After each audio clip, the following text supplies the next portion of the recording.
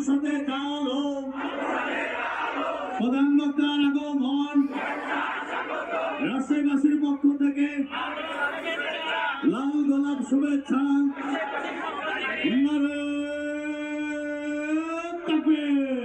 প্রশাসনের ভাইরা, প্রাণ প্রিয় রাজশাহীবাসী, আল্লাহর দরবারে নজর শিরে শুকরিয়া আদায় করছি।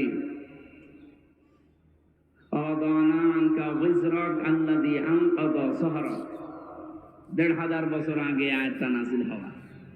নবীজিকে আল্লাহ জানিয়েছেন, হে নবী, আপনার পিঠকে বাঁকা করে রেখেছিল একটা বিশাল বোঝা, ওই বোঝা আমি আল্লাহ নামিয়ে দিয়েছি। এটা ছিল ১৫০০ বছর আগে আইএমএ জাহিলিয়াতের বোঝা। আর ১৫০০ বছর পরে ২০২৪-এর ৫ই আগস্টে আমি জাহিলিয়াতের একটা বিশাল বোঝা আল্লাহ আমাদের পিঠের উপর থেকে নামিয়ে দিয়েছে। শব্দ দুইটা একই, আইএমএ আওয়াম। ওইটা যেমন ইতিহাস থেকে বিদায় ফিরায় নিয়েছে, এটাও যেন বিদায় নেয়, মানে দুইটাই ক্যান্সার। আয়ামে জাহিলিয়াত থাকতে মেয়েদের অধিকার ছিল না, শ্রমিকের অধিকার ছিল না, বৈষম্য ছিল, কথা বলে না কেন, সংশোধন ছিল না। এই যে বিষয়গুলো ছাত্র এবং জনতা মিলে বাংলাদেশে কায়েম করার জন্য ৯টা দফা দিয়েছিল।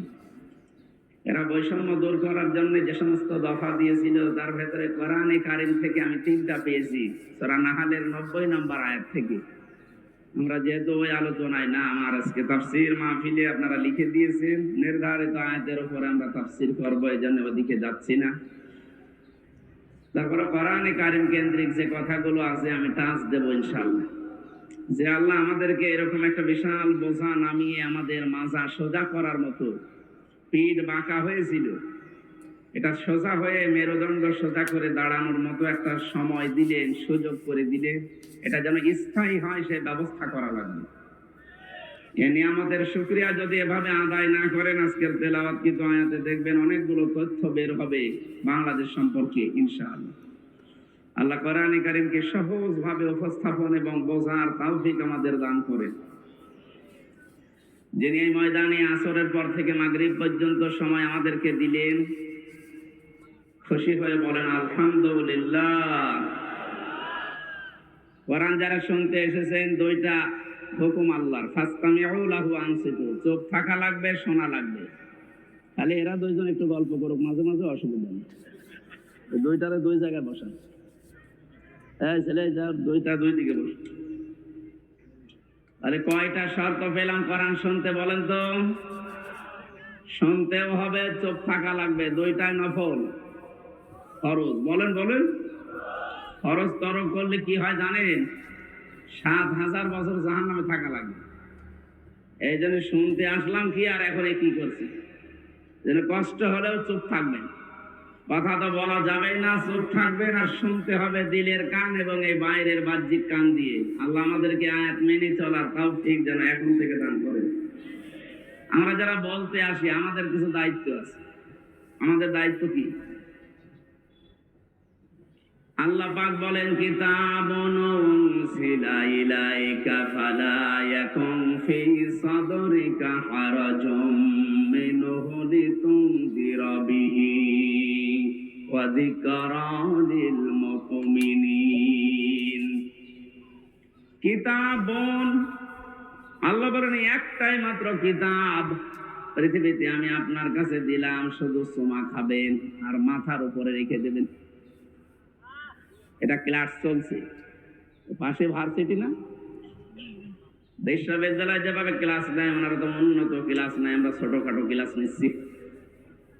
জবাব দেবেন 1 2 3 4 এর ছেলে মেয়েরা যেভাবে বুঝলেও জবাব দেয়, না বুঝলেও দেয়, ওইভাবে দেবেন, একেবারে ঠিক বলে উঠবেন। ঠিক আছে?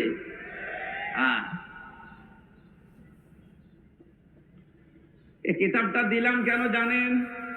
হারাজুম মিনহু লিতুনদিরা বিহি, এই কিতাব দিয়ে মানুষদেরকে আপনি সতর্ক করবেন, বাশিরা ওয়া নাদিরা, সুসংবাদ দেবেন, ভীতি প্রদর্শন করবেন। 2টা বিষয়ের ভেতরে আমি দিয়েছি।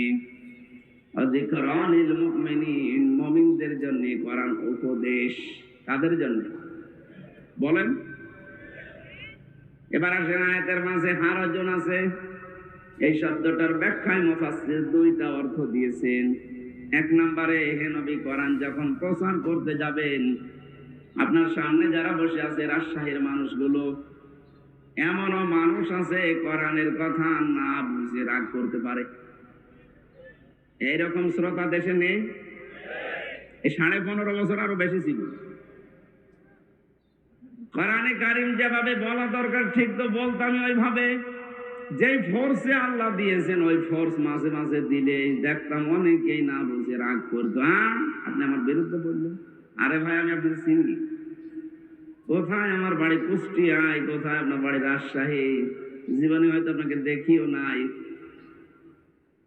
এখানে না বুঝে রাগ করা যাবে না। নবীজিকে আল্লাহ জানাচ্ছেন অনেকেই সামনে থাকবে এমন, ওরা না বুঝে রাগ করতে পারে। এক নাম্বার গেল। দ্বিতীয় নম্বরে, কোরআনে কারীম শুনতে যারা আসে এদের ভেতরে অনেক মানুষ এমন আছে আবহমান কাল থেকে এমন এমন নিয়ম নীতি তারা ইবাদত মনে করে পালন করে, আসলে যেটা ইবাদত না। আর এটা সবচাইতে বেশি চলে বাংলাদেশ, ভারত আর পাকিস্তানে। বিশ্বের যতগুলো ছোটখাটো দেশে আমি গেছি, কোন দেশে কোরআনের কথা এত বেশি বলা হয় না। অন্যান্য দেশে যতগুলো কোরআনের অনুষ্ঠান আমি করেছি, উন্মুক্ত ময়দানে আমি বেশি পাইনি, সবগুলো ইনডোরে। কোরআনের কথা এত ওপেন ভাবে বাংলাদেশে 64 জেলার 630টা থানাতেই কম বেশি আমি বলতেছি, কিন্তু দেখছি অধিকাংশ গুলো মানুষ বানানো ইবাদতে অভ্যস্ত। চট্টগ্রাম, সিলেটে 2 বিভাগে আরো বেশি, রাজশাহী শিক্ষা নগরী হিসাবে একটু কম আছে। এবার আমি একটা গোপন কথা বলছি। পৃথিবীতে 3টা অপরাধ যদি মানুষ করে, ওই 3টা অপরাধের শাস্তি দুনিয়া আখিরাত মিলিয়ে আল্লাহ ডবল করে দেবে। কয়টা? 3টা অপরাধ, 3টা শাস্তি। কয়টা? এক একটা অপরাধের জন্য 2টা করে শাস্তি পাবেন। ইউদাআফু লাহুল আযাবু ইয়াওমাল কিয়ামাহ। সূরা ফুরকানের 69 নম্বর আয়াতে আল্লাহ জানিয়েছেন তাদের আযাব হবে ডবল, দ্বিগুণ। এই যে দ্বিগুণ শাস্তির জন্য যে 3টা অপরাধের কথা কোরআনে আছে, হয়তো রাজশাহীতে 2টা পাওয়া যাবে, একটা পাওয়া নাও যেতে পারে। দেখেন তো, ওয়াল্লাযীনা লা ইয়াদউনা মা'আল্লাহি ইলাহান আখার, যারা আল্লাহর সাথে অন্য কাউকে ডাকে, আল্লাহকে ডাকে না তা না, ডাকে মা'আল্লাহি ইলাহান আখার, আল্লাহর সাথে অন্য কাউকে জুড়ে দেয়। এটা রাজশাহী, খুলনা এই 2 বিভাগে যদি কম থাকে, বাকি বিভাগে তিমি নেই, ওরা চালাচ্ছে। এটা রেকর্ড হচ্ছে, এই কারণে আমি এটা বললাম। কিছুক্ষণ আল্লাহর নামে জিকির করার পরে দেখবেন চলছে ইয়া আলী বাবা, খাজা বাবা, কেল্লা বাবা, ফতে বাবাও চলছে। কেল্লা বাবা, ফতে বাবা, আল্লাহর 5000 নামের ভেতরে একটা নামও আছে। আর আসতে বলেন, তাহলে আল্লাহর নামের পাশে অন্য কাউকে যারা জুড়ে ডাকে, বুঝতে হবে তাদের শাস্তি হবে ডবল। আমি নাম ধরে সতর্ক করছি এই জন্য, কারণ 4 শ্রেণীর মানুষের নাম ধরা যায় যাচ্ছে। জাতিকে যারা প্রকাশ্য শিরক এবং বেদাতের ভেতরে নিমজ্জিত করতে চায়, তাদের সম্পর্কে জাতিকে সতর্ক করার জন্য নাম ধরা যায় যাচ্ছে, এটা গীবত নয়। তার 1 নম্বরে আমার তাহেরি ভাই, এই যে জিকির গুলো বানিয়েছে বলেন তো, এই যে কেল্লা বাবা, ফতে বাবা, আর মনে হয় আগা থেকে গোড়া পর্যন্ত পিটানো দরকার। কোথায় পেয়েছেন ভণ্ডাম? মানুষ পাগল। আরে ভাই, কমন সেন্সের কমন বাদ দিলে সেন্স থাকলেও তো কেল্লা বাবার জিকির করা আপনার ঠিক না। কিসের কেল্লা, কিসের ফতে? আপনার জিকির হবে শুধুমাত্র কার নামে? আরো জোরে বলেন। ওয়ালিল্লাহিল আসমাউল হুসনা ফাদউহু বিহা। আল্লাহ পাক বলেন, আমি আল্লাহর বহু সুন্দর সুন্দর নাম আছে, যে নামে পারো ডাকো। ওয়াদারুল্লাযীনা ইউলহিদুনা ফি আসমাই। কিন্তু আমি আল্লাহর নামকে যারা ইলহাদ করে, যারা পরিবর্তন করে দেয়, যারা উলট পালট করে দেয়, কম বেশি করে ডাকে, তাদের সামনে তোমরা ডাকবা না। না, ডিস্টার্ব হয়ে গেল।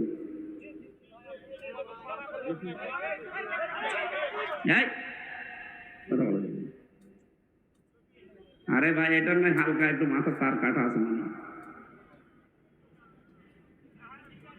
এবার আপনারা দুজন একটু গল্প করেন, তাড়াতাড়ি করেন, শেষ করেন। কি কি কি আর কি কথা বাকি আছে? কোনো কথা বাকি আছে না? না না, এভাবে কয় মিনিট বসে থাকবেন আপনি? আরে ভাই, ওনারাই তো বলছে কি কয় মিনিট বসবেন এখানে, বসলে ভালো করে বসেন।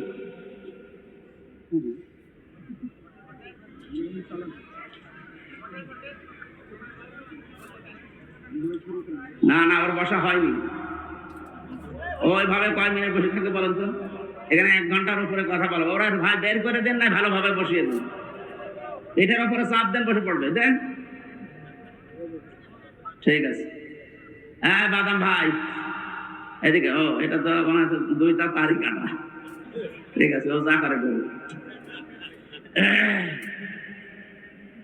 রাজশাহীবাসী কোরআনের কথা যত অ্যাক্টিভ ভাবে শুনবেন, অবশ্যই আপনাকে আল্লাহ এখান থেকে একটা না একটা কিছু দেবেই।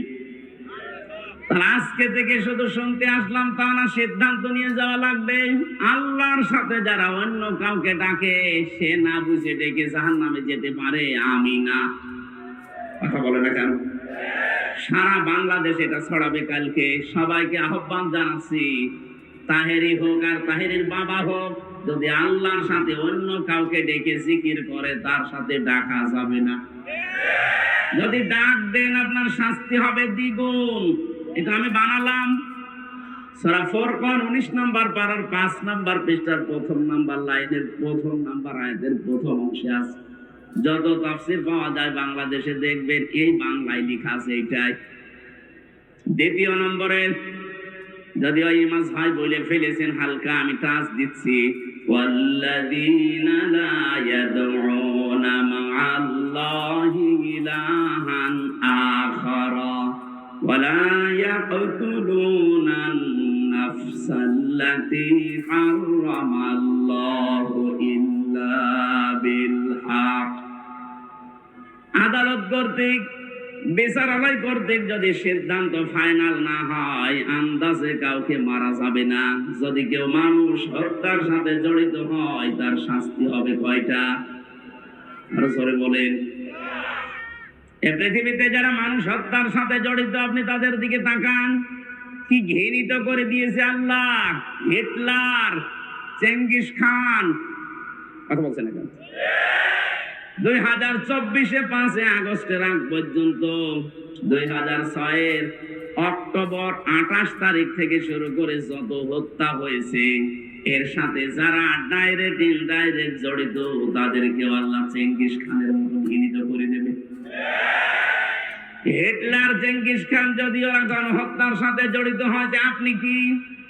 আপনার জন্য 2332 জন মানুষ হত্যা হয়েছে, একটারও কারণ আপনি দর্শাতে পারবেন না।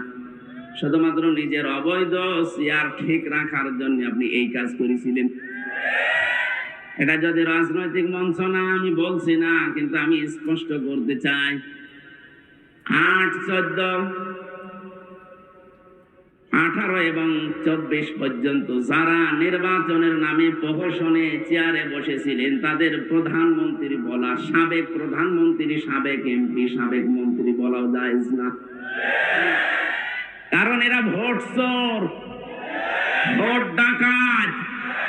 ডাকাতকে, চোরকে যদি আপনি সম্মান দেন, হাদিস, কোন জালেমকে যদি কেউ সম্মান দিয়ে ডাকে, সম্মান দেয়, সঙ্গে সঙ্গে আল্লাহর আরশ কাঁপতে থাকে। এই 15.5 বছরে যে মানুষগুলো মানুষের অধিকার নষ্ট করেছে, এরা আল্লাহর ভাষায় জালেম। কথা বলে না কেন?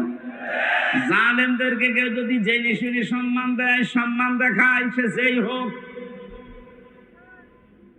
আল্লাহর আরশ কিন্তু কাঁপবে।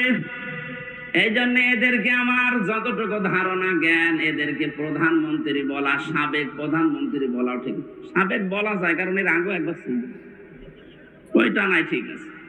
কিন্তু বাকি এই 3-4 বারের উনি এখন বিশ্বের মোড়লদের কাছে শুনছে, বিভিন্ন জায়গায় শোনাতে চায় যে আমরা নির্বাচিত ছিলাম, আমাদেরকে নির্বাসন দেওয়া হয়েছে। এরকম একটা ডাহা মিথ্যা কথা একটা হাসি মানুষ আপনি বলতে পারলেন? এটা ডাহা মিথ্যা কথা না? এই 15.5 বছরে বাংলাদেশে নির্বাচন হয়েছে, কোন শয়তানও বিশ্বাস করবে না। আমার মনে হয় কোন ঘোড়াকে যদি জিজ্ঞাসা করেন, ঘোড়া পর্যন্ত হাসবে। একটা কথা বলবি, নির্বাচনের আগেই যারা ঘোষণা দিয়ে দেয় 154 জন, দিনের ভোট যারা রাতে করে, এ মানুষগুলো নির্বাচিত হওয়া এই শব্দ বলে কোন লজ্জায়? আপনি মিথ্যা বলছেন বলেন, কিন্তু হাসি নামটা কেটে দিয়ে বলেন, কারণ আমিও হাসি। কে কথা বলছেন না কেন? এটা আমার গায়ে লাগে। মানুষ আপনাকে তো 5ই বলবে, তখন গায়ে লাগবে আপনার। আমিও তো হজ করেছি, টাকা খরচ করি, এমন কাজ করেন না আমার হাসি আপা, যেন আমার আবার বদনাম হয়। সিম্পেথি আপনি পাবেন না, কারণ আল্লাহর উপরে আল্লাহ আবার নিজে আপনার উপরে মামলা দেবে কিয়ামতে। ইন্নামাস সাবিলু আলাল্লাযিনা ইয়াযলিমুনান নাস। আল্লাহ পাক বলেন, অবশ্যই আমি নিজে মামলা দায়ের করব যারা মানুষ হয়ে মানুষের উপরে জুলুম করে। এই 15.5 বছরে যে জুলুম হয়েছে তার নিজের প্রমাণ তো আমি নিজেই। কথা বলেন না কেন? আমার উপরে যে 3টা বছর জুলুম হয়েছে এটার প্রমাণ আমি নিজে, আর মানুষেরটা বলার দরকার নেই। আর আমার চোখে আমি যা দেখেছি ওই মাটির নিচে, এটা তো আরো বড় প্রমাণ। আপনার দেশে যদি কিছুই না করে থাকেন, শুধু আইনা ঘরের সাথে যারা জড়িত তারা আল্লাহর মামলার আসামি। মানবতার কত লঙ্ঘন হয়েছে আপনি জানেন? সাদা চামড়ার মানুষগুলো মানবতার কথা শুনলে অনেক চুপসে যায়, যে মানবতা লঙ্ঘন হয়। এই 15.5 বছরে কি মানবতা লঙ্ঘন হয়েছে আমি নিজের চোখে দেখে এসেছি। এত বড় বড় নখ হয়ে গেছে এক একজনের, চুল দাড়ি গোপ, মনে হচ্ছে জঙ্গল থেকে একটা লোক বেরিয়ে আসতেছে। রাতের বেলা যখন নিয়ে যেত, মাঝে মাঝে কান্নার আওয়াজ পেতাম ওই মাটির নিচে আয়না ঘরে। আমি তো মাত্র কয়েকদিন 10 দিন মতো শুনেছিলাম নাকি এখানে, এবং ওই পুরাতন আয়না ঘর যেটা কেউ 8 বছর 10 বছর 14 বছর পড়ে আছে, দুনিয়ার কেউ জানে না।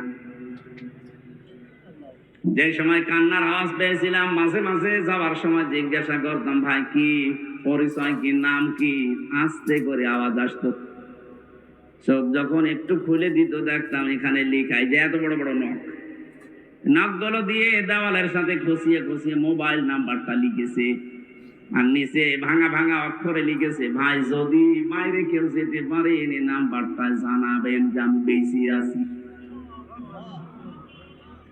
আপনি বলছেন, এখন বলেন আমি কি করেছি? কি করেছি মানে আপনি কি করেছেন দুনিয়ার মানুষ জানে না, তাই যারা জানে তারা যদি এখন সবাই আমার মতো মুখ খুলতে আরম্ভ করে, কুকুরকে মানুষ আর কি ঘৃণা করে, তার চাইতে বেশি ঘৃণা করবে আপনাকে। মুফতি ফখরুল ভাই আমাকে বলছিল যে হামজা আপনার সাথে কি করে আমি জানি না, তবে আমার এই পায়ের ভেতর দিয়ে হাত দিয়েছিল, এই যেখানে এইভাবে। এবার পায়ের ভেতর দিয়ে হাত দিয়ে সামনে যে লোহার ব্যারিকেড দেওয়া, ওর সাথে হাত হ্যান্ডকাপ দিয়ে টাঙ্গিয়ে দিয়েছে।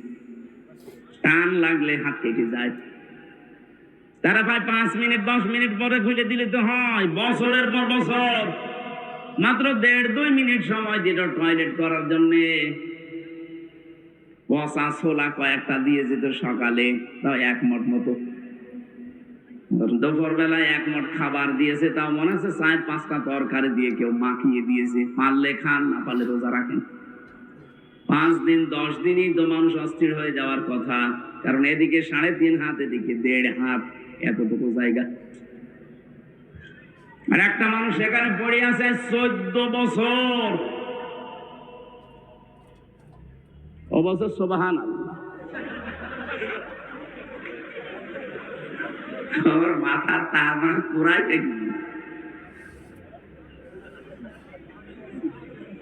পাগল। ওইটা ঠিক আছে। কি ভয়ঙ্কর অবস্থা বলেন তো! বর্ণনা শুনে আমার এখন নিজেরই ভয় করে, অথচ আমি কাটিয়ে আসলাম 3টা বছর। শরীরে এখন বিভিন্ন রকমের রোগ আজ বাসা বেঁধেছে, এমনি না।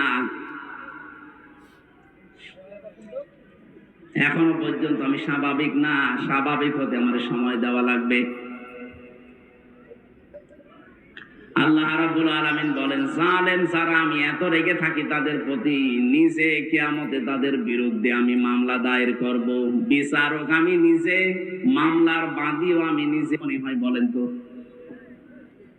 আমাদের বিরুদ্ধে যদি সলিমদ্দি গলিমদ্দি কেউ মামলা দিত, আমার 3 দিনের বেশি রাখতে পারতো না।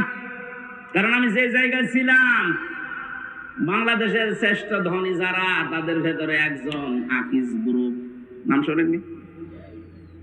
আমি তাদের খতিব ছিলাম। কয় টাকা লাগবে আপনার? কিন্তু আমার এমন মানুষ মামলা দিয়েছে যিনি দেশ চালাচ্ছে। এজন্য টাকা দিয়ে তো ওখানে কাজ না। মামলাটা কতবার সিএমএম কোর্ট, জজ কোর্ট, হাইকোর্টে তুলেছে, বলে না হবে না, লাল দাগ মারাজ। অথচ কয়েকদিন আগে ওই মামলাটা তুলেছিলাম, পুরাটা খারিজ করে দিয়েছে। বিচারপতি এভাবে মামলার নথি হাতে নিয়ে বলছে, কি দেখে বিচার করব, এর তো কোনো মাল নেই, যান সব খালাস করে দিলাম। বলতে গেলাম যে স্যার, এটা তো 3 বছর আপনার হাতেই ছিল। তখন তো বলেন যে আমার মাল নেই, এখন বলছেন মাল নেই। এইটাই বলতো যে হুজুর কিছু করার নেই, আমার হাত বাঁধা ছিল। কথা বলে দেখেন, আমার হাত বাঁধা ছিল, যেন আমি কিছু করতে পারি না। এখন হাত খোলা আছে।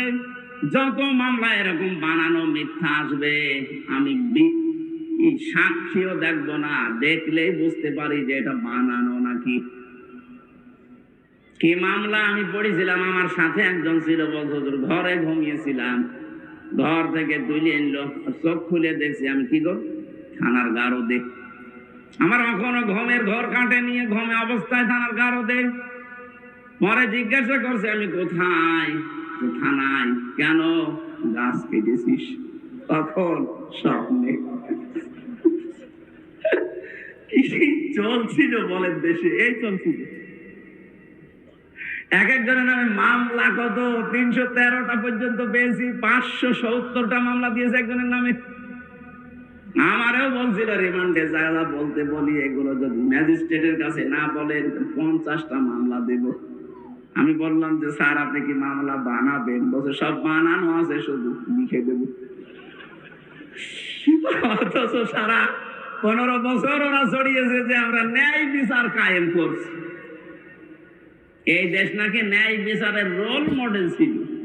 এই হচ্ছে ন্যায় বিচারের নমুনা। এটা আমার নিজের সাথে, তাই বললাম। আমার ধরা থেকে শুরু করে ছাড়া পর্যন্ত পুরাটাই মিথ্যা। ধরে নিয়ে গেল আমার বাড়ির 2 তলা থেকে, পরের দিন পেপারে দিয়েছে না, ওনারা আমরা চোরহাট থেকে নিয়ে এসেছি, পুরাটা মিথ্যা। আর এরপরে যে সাক্ষী 3টা বছর যত রকমের, পুরাটা কি শুরু করেছিল। আর আলেমদেরকে তোলার সময় ওরা এত ভয়ঙ্কর অবস্থা তৈরি করতো, আদালতে মাজায় দিত দড়ি, সে মোটা দড়ি, হাতে দিয়েছে হ্যান্ডকাফ, ডান্ডা বেড়ি দিয়েছে পায়ে, আবার লোহার টুপি দেওয়ার পরে বুকের ওপরে একটা বুলেট জ্যাকেট পরিয়ে দিয়েছে। দৃশ্য দেখে মনে হচ্ছে আরে বাবারে কি না কি, অবশ্য কিছুই না। এই কাজ যারা করতো আজ, তাদের কিছু কিছু মানুষকে রাজশাহী বিভাগের একজন কালকে নাকি হাইকোর্টে রিট দিয়েছে, পলক সাহেব, যে আমি একজন এমপি, একজন মন্ত্রী, আমার ডিভিশন না দিয়ে আমার জঙ্গিদের ভেতরে রেখেছে। আরে ভাই, আপনাকে যে বাঁচিয়ে রেখেছে, এইটাই তো কপাল ভালো। আপনি যে কত মানুষ হত্যার সাথে ডাইরেক্ট ইনডাইরেক্ট জড়িত আপনি জানেন। এদেশে একামতে দিনের মানুষগুলোকে হত্যা করা হয়েছে বিচারিক প্রক্রিয়ায় নাম দিয়ে। যে সাক্ষীগুলো দিয়েছিল যারা, সব শোনা সাক্ষী, দেখা সাক্ষী নেই। কারণ দেখবে কি করে, জন্ম ৭৫ সাক্ষী দিয়েছে ৭১। আপনার মা বাবার বিয়েও তো হয়নি, আপনি সাক্ষী দিলেন কি করে? কোরআনে কারীম আপনাকে ধিক্কার জানিয়েছে, হাল আতা আলাল ইনসানি হিনুম মিনাদ দাহরি লাম ইয়াকুন শাইআম মাযকুরা। মানুষের জীবনে কি এমন সময় যায়নি যখন সে উল্লেখ করার মতো কিছু ছিল না?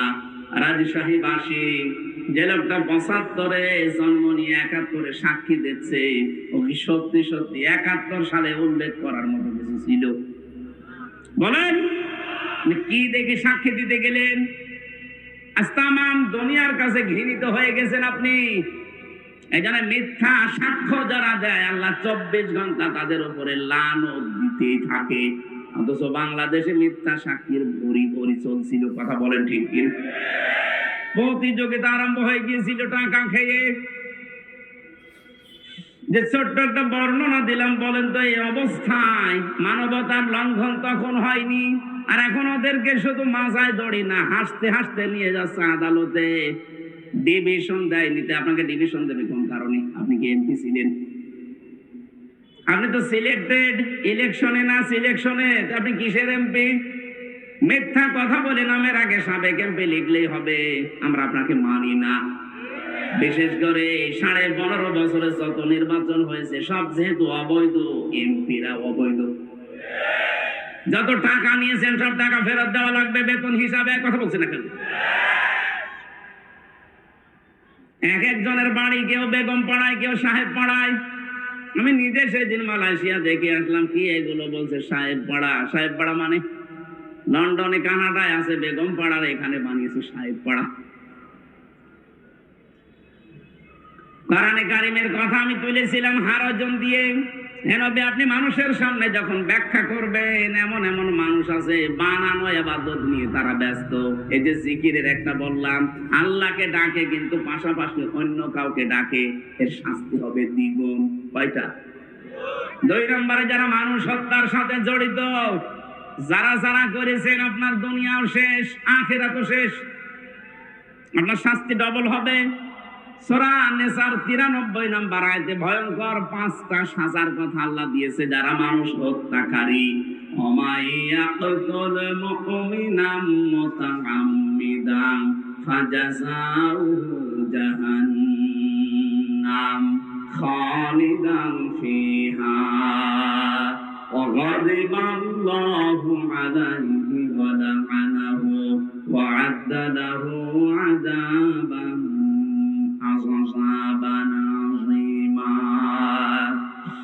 যারা কোন মানুষকে, মুমিনকে ইচ্ছাকৃত হত্যা করে, তাদের ১ নাম্বার শাস্তি আল্লাহ দেবে পুরস্কার হিসাবে জাহান্নাম। কোথায়? আরো জোরে বলেন। সুতরাং ১৬২৮টা মানুষ ছিল বাংলার চেয়ারে। কয়টা? আরো জোরে বলেন।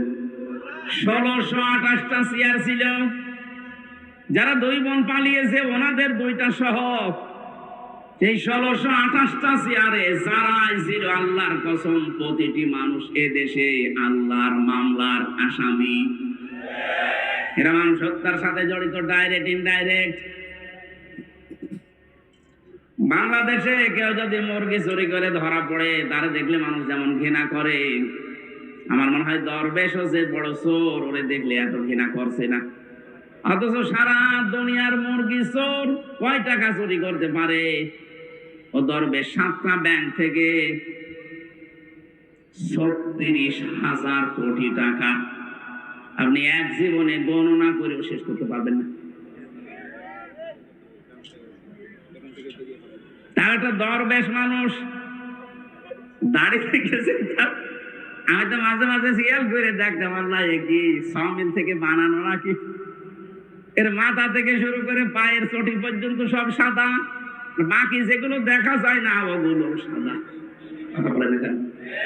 কি অবস্থা ছিল তার! সাদা মনের মানুষ, অথচ ৩৬,০০০ কোটি টাকা মারেন কাটিকতার নামে।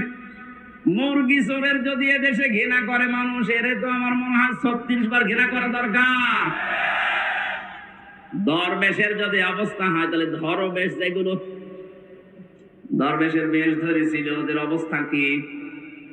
মাঝে মাঝে 5 বছর পরে ভেষ ধরতো, হাতে একটা তসবি নিয়ে মাথায় পট্টি দিয়ে, চোখ দিয়ে আমি কোনোদিন ওনার পানি বের হতে দেখিনি, যত পানি বেরিয়েছে নাক দিয়ে। আপনি দেখবেন, আমি ওনার জীবনে যত ছবি দেখেছি চোখের পানি পাইনি। ভিডিও দেখলে দেখতাম কাঁদতেছে, রুমাল দিয়ে মুছে, কিন্তু নাকের পানি। চোখ দিয়ে পানি যাদের বের হয় না, শুধু নাকে পানি আসে, এটার সিস্টেম আছে একটা। গোপন বিষয় বলে দিলাম, আবার কালকে থেকে শুরু করবেন, দরকার নেই। শয়তান যেদিন জান্নাতের মেন গেটে যায়, এটা সূরা আরাফের ভেতরে আছে, 8 নাম্বার পারা, 11 নাম্বার পৃষ্ঠা 13 নাম্বার লাইনে 8টা আছে। শয়তান ওই দিন হযরতে হাওয়া আলাইহিস সালামের সামনে কসম দিয়েছিল, আল্লাহ নিজে ওইটা উল্লেখ করেছেন, ওয়াকাসামাহুমা ইন্নী লাকুমা লামিনান নাসিহিন। শয়তান কসম দিয়ে বলেছে, আমি আল্লাহর কসম করে বলছি, অবশ্যই আমি তোমাদের দুইজনের হিতাকাঙ্ক্ষী। তাফসীরে কাবীরের ভেতরে মুফাসসির লিখেছেন, শয়তানি আল্লাহর নামে কসম দেওয়ার সঙ্গে সঙ্গে ও পানি বের করেছিল, তো নাক দিয়ে, চোখ দিয়ে না। ও আগে কেটে ফেলেছিল চোখে, কিন্তু পানি নেই, নাকে পানি এখনো। নাক কেমন ছিল ওইটা ওখানে লেখা নেই। এটা তো নাক কেমন আমরা দেখতে পাই, এজন্য নাকের পানি দেখা যায়, চোখের পানি পাওয়া যায় না। এখান থেকে একটা মাসলা বের হয়, যারা কথা বলার আগে কেঁদে ফেলে, এটা শয়তান। আপনি জীবনে যত কথা আমি শুনেছি, কথা বলার আগেই দেখবেন কাঁদে, আমার কেউ নেই, কেউ নেই। তো কেউ নেই, আমরা করবো কি? আমার তো মনে হচ্ছে এখন যে মেজর ডালিমকে বাইরের দেশ থেকে নিয়ে এসে দেশের প্রধান উপদেষ্টা বানানো দরকার। তাহলে আর জীবনে কোনোদিন বলবে না যে আমি শর্ট করে চলে আসবো। উনি যদি আসে, চিন্তা করার দরকার নেই, আর মরে যায় দরকার, আর স্বামীর বাড়ি মরবো। কথা বলছে না? একজন তো স্বামীর বাড়ি, তোমার নিজেরাই বলেছে যে স্বামী স্ত্রীর সম্পর্ক আমাদের। তাহলে আপনি যদি স্ত্রী হয়ে থাকেন, আপনার বোন গেছে দোলা ভাইয়ের বাড়ি, আপনি গেছেন স্বামীর বাড়ি। বাংলাদেশের বহু মানুষ আমরা বিদেশে পাঠাই, এরা যোদ্ধা। কি রেমিটেন্স যোদ্ধা? কি যোদ্ধা? উপদেষ্টা যারা আছে, ডক্টর ইউনূস সাহেব, এরা সবচাইতে বেশি সম্মান আজ তাদেরকে দিচ্ছে, কারণ তাদের টাকায় দেশ চলছে। অথচ 3 মাস 4 দিন হয়ে গেল, একটা টাকাও 2 বোন পাঠাননি। কি করেন আপনারা? কেউ স্বামীর পকেট মারবেন, কেউ দুলাভাইয়ের পকেট মারবেন, অন্তত পকেট মারা টাকাগুলো তো পাঠাতে পারেন। আমরা এমনি ঋণে জর্জরিত। কথা বলার আগে কাঁদা যাবে না, এটা শয়তানের অভ্যাস। আমি যেটা বলতে চাচ্ছিলাম, মানুষ হত্যার সাথে যারাই জড়িত, এই যে কতগুলো শাস্তি বললাম, কোনটা থেকে আপনি রেহাই পাবেন বলেন? 1 নম্বরে জাহান্নামে যাবেন, 2 নম্বরে খালিদান ফিহা, চিরদিন থাকবেন। কয়দিন? এদেশে একটা ভুল কথা প্রচার করা আছে যে না, যা করে করে, কালেমা তো একদিন পড়েছি, নাই 10 বছর থাকবো, এরপরে যখন বের হয়ে আসবো তখন আবার হাউসে কাউসারের পানি দিয়ে আল্লাহ গোসল করিয়ে বের করে দেবে, আগে যে হামজা ছিলাম ওইরকম হয়ে যাবো। আমি জেলখানায় ঢোকার আগে 21 সালে, তখন আমার 66 কেজি ওজন ছিল, বের হওয়ার সময় 60 কেজি, 6 কেজি কমে গেছে। অনেকেই মনে করে যে জাহান্নামে নাই 10 বছর থাকবো, 70 কেজি হয়ে ঢুকবো, নাই 65 কেজি বের হবো। 65 কেজি বের হবেন কি করে আপনি? খালিদান ফিহা, এটা মাসদার, যারা গ্রামার বোঝে জিজ্ঞাসা করেন। মাসদার সরাসরি শব্দ আল্লাহ কোরআনে দিয়ে দিয়েছেন, ভাঙাচোরা নেই। খালিদান ফিহা, চিরকাল থাকা লাগবে। এখন এই চিরকাল কতদিন? সূরা জুমারের 19 নাম্বার 20 নাম্বার আয়াতে আল্লাহ এই তথ্যটা দিয়েছেন, কতদিন থাকবেন। এদিকে তাকান। যারা বের হয়ে যাবেন, চট করে চলে আসবেন, এই চিন্তা ভাবনায় আছেন দুনিয়ায়। জাহান্নামে এরকম না। আফামান হাক্কা আলাইহি কালিমাতুল আযাব আফা আনতা তুনকিযু মান ফিন্নার। আমার মনে হয় কোরআনের এই আয়াতটা বুঝলে অনেক মানুষ গোনাহ ছেড়ে দেবে। আল্লাহ বলেন, আমি যার উপরে বিচারের দণ্ডাদেশ দিয়ে আমি আদেশ জারি করে দিয়েছি যে জাহান্নামে যা। আফামান হাক্কা আলাইহি কালিমাতুল আযাব, যাকে আমি আল্লাহ আযাব নির্ধারিত করে পাঠিয়ে দিয়েছি জাহান্নামে। আফা আনতা দিয়েছেন প্রশ্নবোধক চিহ্ন, ইন্টারোগেটিভ সেন্টেন্স। আল্লাহ পাক প্রশ্ন দিচ্ছেন, আফা আনতা মানে হে নবী আপনি, তুনকিযু মান ফিন্নার, আপনি কি পারবেন জাহান্নাম থেকে ওই লোকটাকে বের করে নিয়ে আসতে? কে বলছেন? কাকে বলছেন? বলেন বলেন। আরে নবী যদি না পারে কাউকে বের করে নিয়ে আসতে, হামজা পারবে?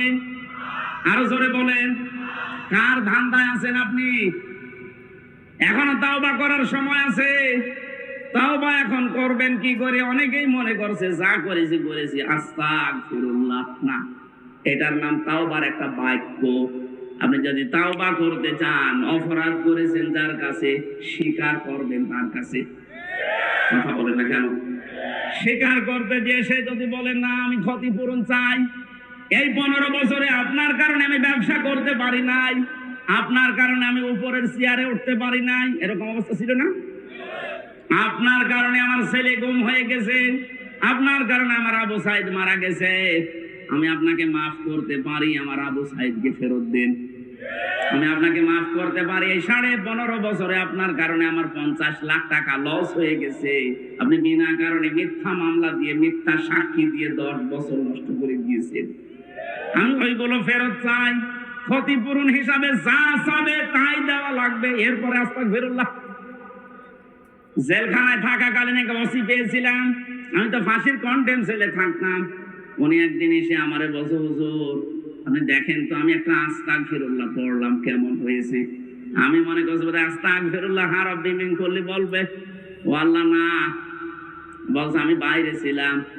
এই যে ভোট গেল 24-এ, না এর আগে 18 এই ভোটে আমি বাইরে ছিলাম। রাত 12টার পর থেকে আমার যা আন্ডারে আছে, আমার এসআই কনস্টেবল দারোগা, এদেরকে নিয়ে আরো একটা বাহিনী সাথে নিয়েছিলাম, এদেরকে নিয়ে রাত 12:30 থেকে ভোট করা আরম্ভ করেছি ফজরের আযান পর্যন্ত। বাক্স ভর্তি করে পাঠিয়ে দিলাম। গোসল করার পরে ওযু করলাম, 2 রাকাত নামাজ পড়লাম, এরপরে বললাম আস্তাগফিরুল্লাহ। হুজুর আমার এই তাওবা হয়েছে না। আপনি তো আল্লাহর কাছে অপরাধ করেন না যে আস্তাগফিরুল্লাহ পড়বেন, আপনি অপরাধ করেছেন হামজার কাছে। হ্যাঁ বলেন। একটা এমপি বানাতে 3.5 লাখ থেকে 4 লাখ হামজা লাগে, আমাদের রায় লাগবে। আপনি একটা রায়ও দিতে দিলেন না, দিনের ভোট রাতেই করে ফেললেন, এখন বলছেন আস্তাগফিরুল্লাহ। আপনি কি আল্লাহর কাছে দোষ করেছেন? আপনার মাফ হতে পারে। জেল থেকে বের হওয়ার পর 3.5 থেকে 4 লাখ হামজা ওই আসনে যারা ছিল, উনি ফেনীতে ছিল ওই সময়, এই 3.5 লাখ 4 লাখ হামজার কাছে মাফ চাবেন। ওরা যদি মন থেকে বলে ঠিক আছে যান ছেড়ে দিলাম, তারপরে পড়বেন আস্তাগফিরুল্লাহ। কিন্তু ভয়ঙ্কর বিষয়, আপনি এই 3.5 থেকে 4 লাখ হামজার এই 4-5 বছরে অনেকেই মারা গেছে, তাদের পাবেন। সুতরাং জালেমকে যারা, অত্যাচারী মানুষদেরকে যারা চেয়ারে টিকিয়ে রাখতে গিয়ে নিজের জীবনটাও ধ্বংস করে দিলেন, কি করলেন আপনি বলেন তো? এখান থেকে শিক্ষা কি?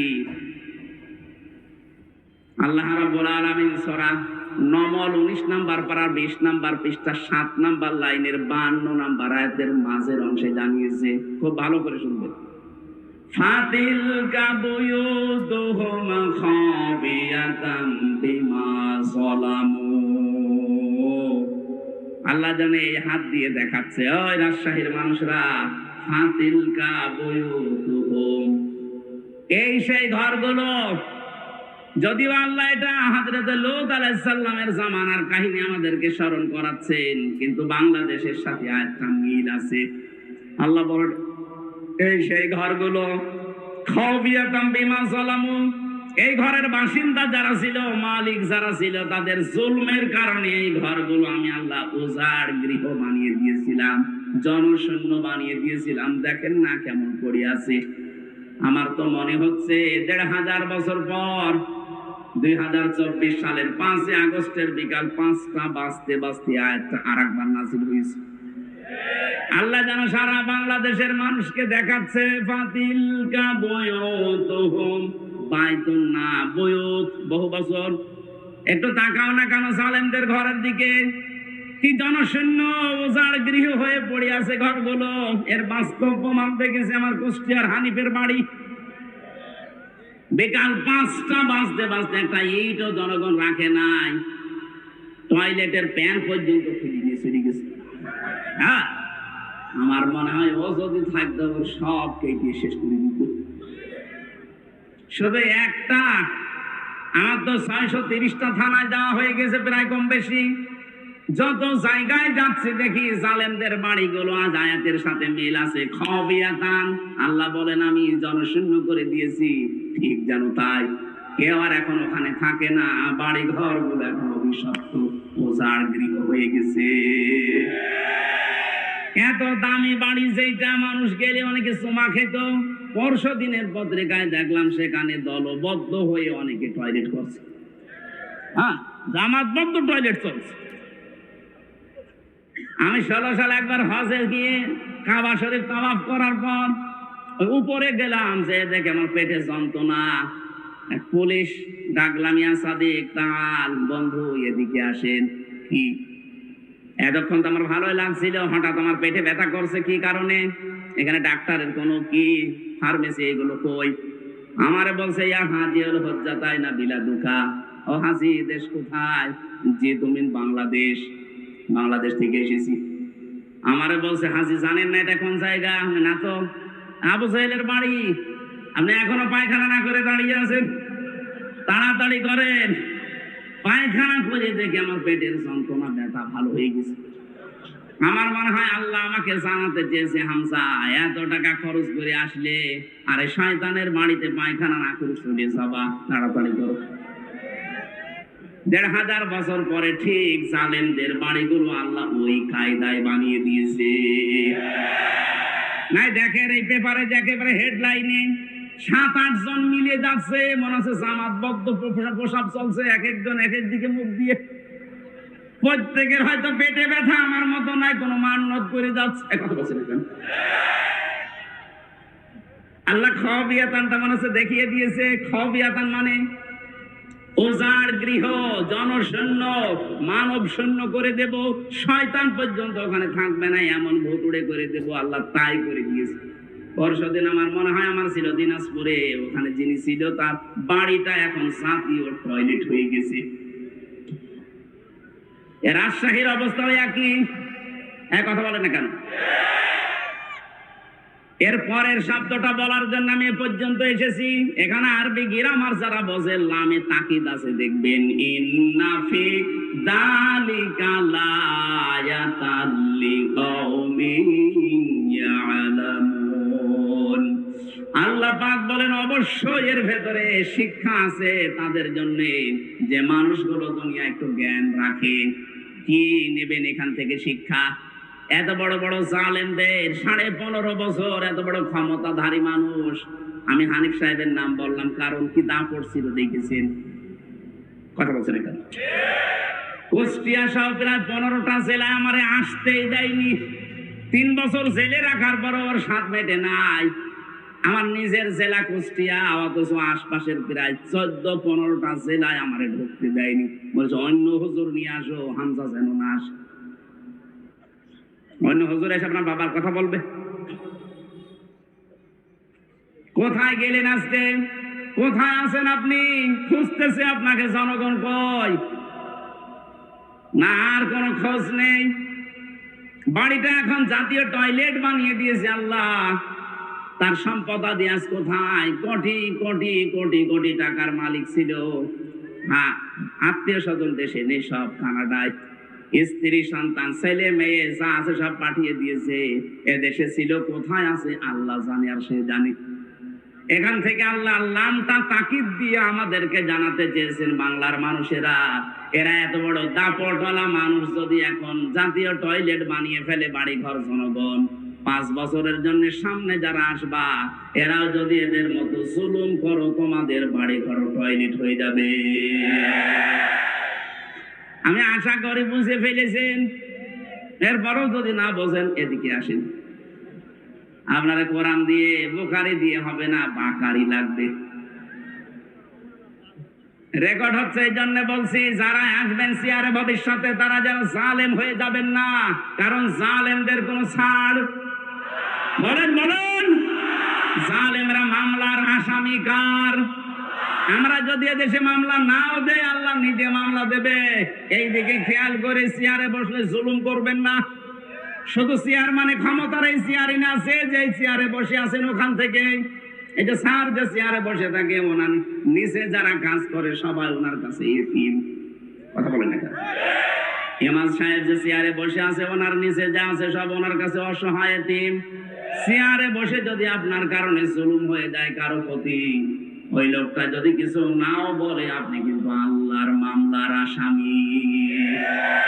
এটার নাম বাংলায় বলে আল্লাহবাদী কেস। কি বলে? পুলিশের কাছে বাধা দিলে পুলিশবাদী কেস হয়। আর এগুলো সব আল্লাহর সাথে সম্পৃক্ত।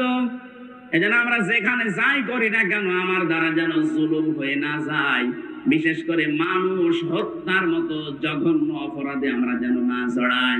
3 নাম্বার, ওয়ালা ইয়াজনুন, জিনা করা যাবে না। আর জিনার 6 লাভ চলছিল। কি অবস্থা বানিয়েছিল জেনা, এদের সমকামিতা পর্যন্ত জারি করে দিয়েছে। কয়েকদিন আগে 4-5 দিনে খবর, কুষ্টিয়ার 2 মেয়ে তারা জোটবদ্ধ হয়েছে যে আমরা মেয়েতে মেয়েতে বিয়ে করব, যদি না দেন 2 জনই আমরা মরে যাব। কোথায় পৌঁছিয়েছে ওরা বলেন তো? অথচ এটা আল্লাহর পুরা সিস্টেমকে পাল্টিয়ে দিয়েছে। একজন নারী পুরুষের প্রতি, পুরুষ নারীর প্রতি আকর্ষণ আসবে, এটা স্বাভাবিক। মহিলা মহিলায় বিয়ে করবে, আমরা কি ঘাস কাটবো? জেনা থেকে বাঁচতে হলে 2টা ঔষধ খাওয়া লাগবে। ডাক্তার আছে এখানে, কতগুলো ডাক্তার ঔষধ নিয়ে বসে আছে। সূরা নূর 30 নাম্বার আয়াতের ঔষধ। ভালো করে শুনেন। কুল্লিল মুমিনিনা ইয়াগুদ্দু মিন আবসারিহিম ওয়া ইয়াহফাযু ফুরুজাহুম যালিকা আযকা লাহুম ইন্নাল্লাহা খাবীরুম বিমা ইয়াসনাউন। এই 2টা ঔষধ আমি সহ যারা এখানে এসেছি এখন থেকেই 2টা ঔষধ প্রয়োগ করব। কথা বলেন ঠিক কিনা? 1 নম্বরে, হে নবী মুমিন পুরুষদেরকে বলেন তারা যেন তাদের চক্ষুকে নিম্নগামী করে রাখে। এই চোখ নিচু করে রাখা লাগবে। 14 জন মহিলা বাদ দিয়ে দুনিয়ার যত মহিলা আছে সবাইকে। এই 14 জনের ভেতরে আপনার মা, আপনার বোন, আপনার নিজের মেয়ে, আপনার ভাইয়ের মেয়ে, বোনের মেয়ে, এরকম ফুফু আছে, খালা আছে, 14 জন মহিলা, এদের সাথে পর্দা করা লাগবে না। পর্দা করা লাগবে না মানে তাদের মুখমণ্ডল, হাতের কবজি আর পায়ের পাতা বাদ দিয়ে তাদের শরীর টিকে রাখা লাগবে। কিন্তু তাদের সামনে আপনি যেতে পারবেন, কিন্তু 14 জন বাদ দিয়ে পৃথিবীর যে কোনো মহিলার সামনে পেছনে যদি কেউ যেতে চায়, কথা বলতে চায়, মাস্ট বি তাকে চক্ষু নিম্নগামী করা লাগবে। এখন তো অনেকে বান্ধবীর সাথেও চক্ষু নিম্নগামী না, আরো আল্লাহর রাস্তায় দেখে নিয়ে বলে কি সুন্দর তুমি, আমি আল্লাহর সৌন্দর্য দেখছি। বলেন নাউজুবিল্লাহ। শয়তান কিন্তু বসে নেই এইটাকে তীর হিসাবে ব্যবহার করে আপনার চরিত্র ধ্বংস করে দেবে। এজন্য আজকে থেকে আমি সহ যারা যেটা দেখা সামনাসামনি জায়েজ নেই, ওটা মোবাইলে, ওটা টিভির পর্দায়, কম্পিউটারে দেখা জায়েজ নেই। এজন্য মোবাইলে যাদের এমন দৃশ্য আছে যেটা দেখলে নিজে নিজে ভালো লাগে, আনন্দ লাগে, কিন্তু অন্য কেউ দেখলে লজ্জা লাগে, এই মুহূর্তে ওটা ডিলিট করে ফেলেন। নিজে দেখলে আনন্দ পান, ভালো লাগে, অন্য কেউ দেখলেই লজ্জা লাগে। এরকম কোন দৃশ্য যদি মোবাইলে থাকে এক্ষুনি ডিলিট করা লাগবে। কারা কারা করবেন হাত তোলেন তো।